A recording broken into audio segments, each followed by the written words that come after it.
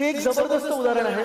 नरहरी कुलकर्णी हे voter list 196 मधले आहेत.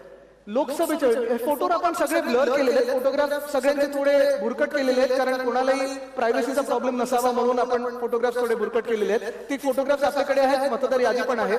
पण हेच तुम्ही बघा, जे साधारणपणे लोकसभेमध्ये ही व्यक्ती नरहरी कुलकर्णी डिलीटेड होती. का डिलीटेड होती? कारण मृत झाली, डेड झालंय असं त्यांनी सांगितलं. हीच व्यक्ती त्यांनी पुनर्जन्म घेतला सेम नावाने आणि मतदान केलं येऊन विधानसभेमध्ये.